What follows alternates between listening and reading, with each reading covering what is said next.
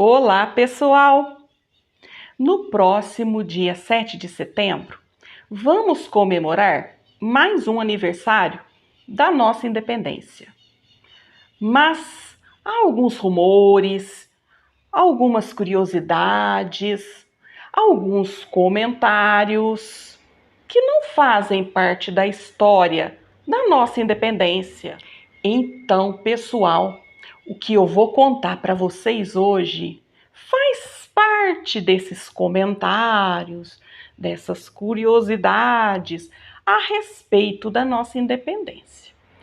Todo mundo sabe que o Dom Pedro I tinha uma amante. Ela se chamava Domitila. Era conhecida como Marquesa de Santos. E ele sempre lhe fazia visitas. Numa dessas visitas, no dia 7 de setembro, a Domitila resolveu fazer um almoço em homenagem a Dom Pedro e chamou várias pessoas da comunidade, da sociedade, para participarem desse banquete. O banquete estava esplêndido, como sempre. E foi feito para sobremesa ovos queimados. Dom Pedro era famoso por sua glutonaria. Ele sempre exagerava quando ele gostava muito de um prato. E com os ovos queimados, não foi diferente.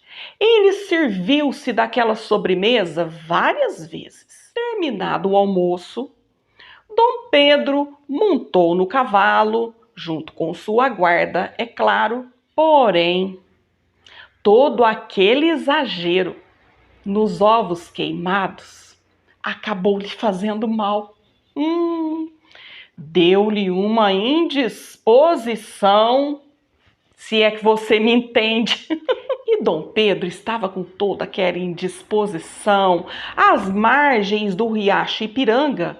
E foi nisso que o mensageiro do José Bonifácio o encontrou. E, a partir daí, vocês sabem o que aconteceu. Porque aí fala nos livros de história que Dom Pedro ficou muito nervoso com as notícias que aquele mensageiro levou e ali mesmo, às margens do riacho Ipiranga, ele proclamou a independência. Pois é, agora dá para entender por que o Dom Pedro I resolveu, assim, tão repentinamente, proclamar a independência, né?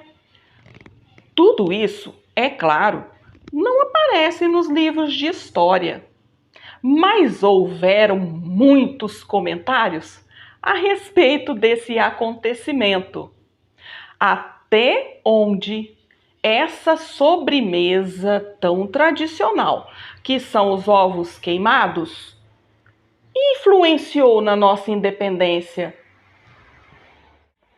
No próximo dia 10 de setembro, Ariado vai comemorar 98 anos de emancipação político e administrativa. Mas você conhece a história dessa emancipação? Tudo começou algum tempo antes de 1925, claro, quando era prefeito da então Vila de Ariado, Dr. Álvaro Faria Pereira.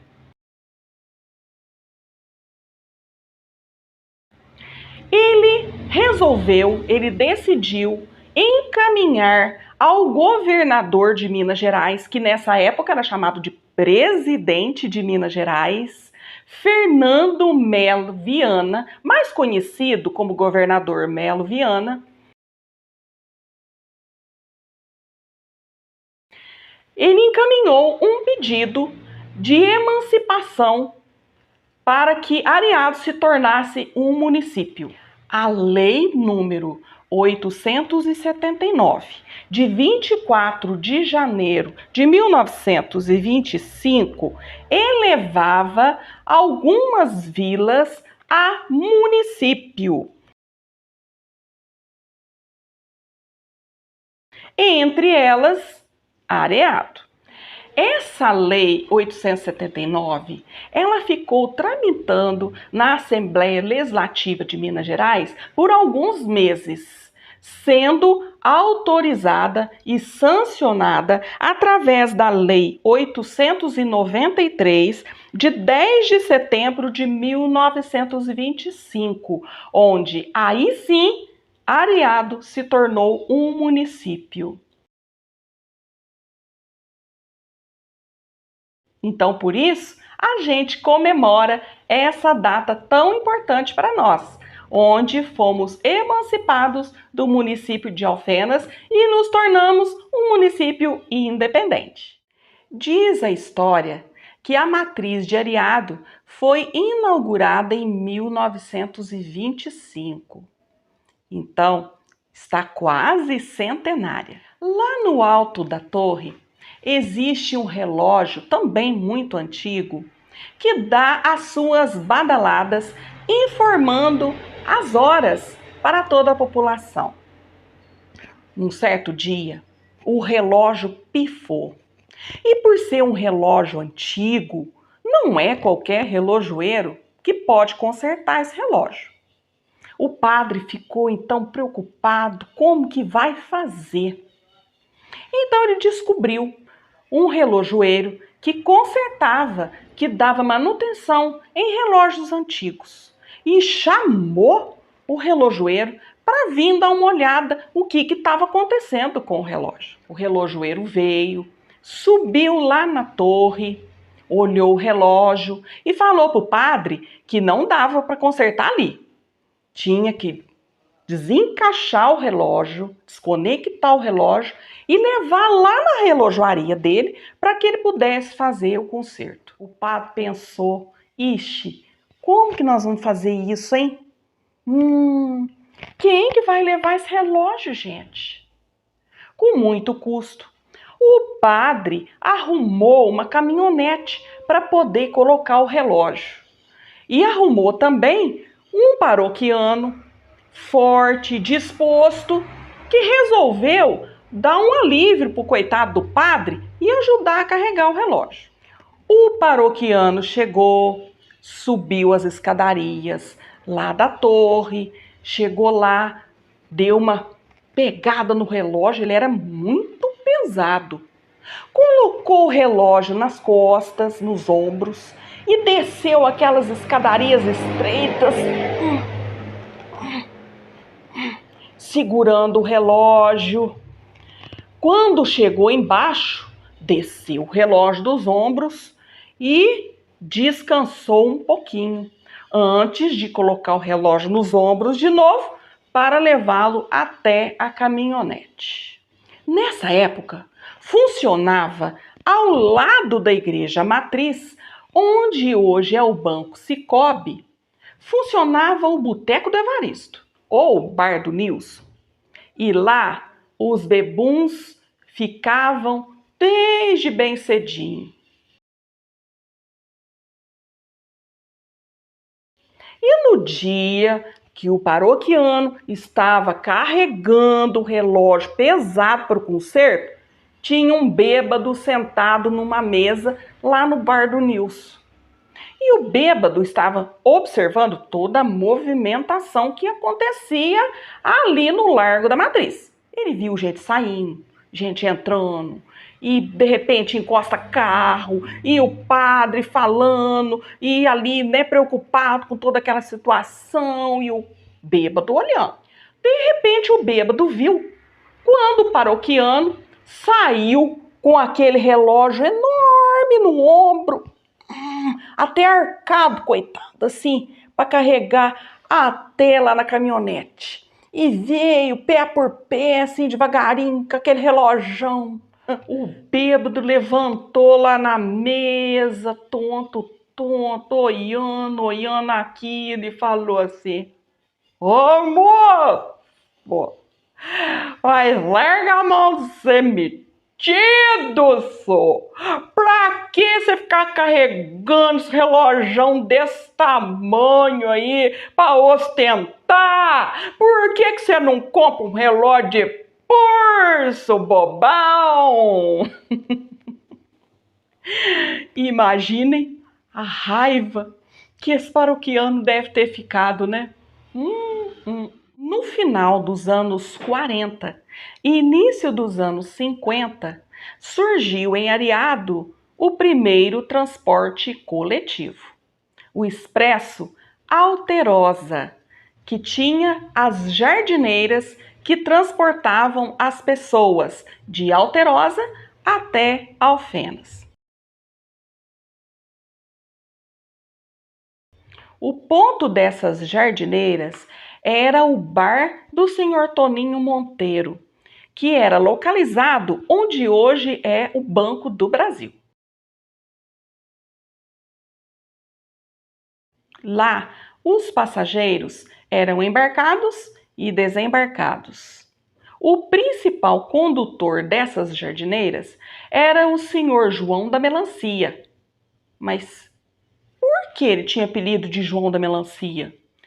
A jardineira que ele dirigia era bem verdinha e os passageiros associaram a cor da jardineira com uma melancia.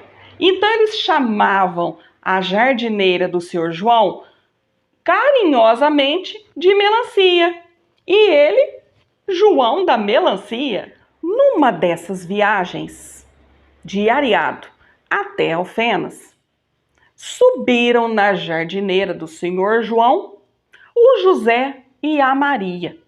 Eles tinham um filho bem pequenininho, de colo ainda, um bebê.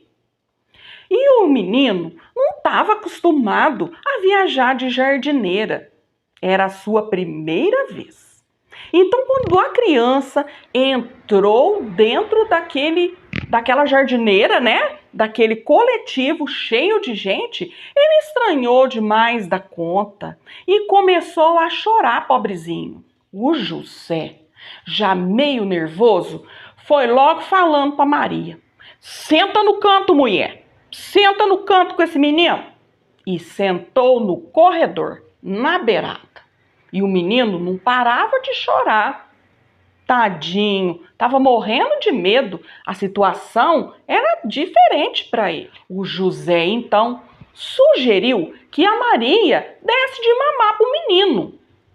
A Maria pacientemente tirou o seio para fora para dar de mamar para o neném. Mas o menininho estava tão nervoso que não queria pegar o peito de jeito nenhum. E o José, já muito encabulado com tudo aquilo, falou pro nenenzinho assim: mama aí, filho, mama aí, que senão o gatinho vem aqui e vai mamar teu tetê. Aí, a jardineira estava cheia. Um engraçadinho lá atrás começou assim: miau, miau. A Maria era uma senhora muito bonita e o José, um homem muito bravo, que só andava com o facão na cinta.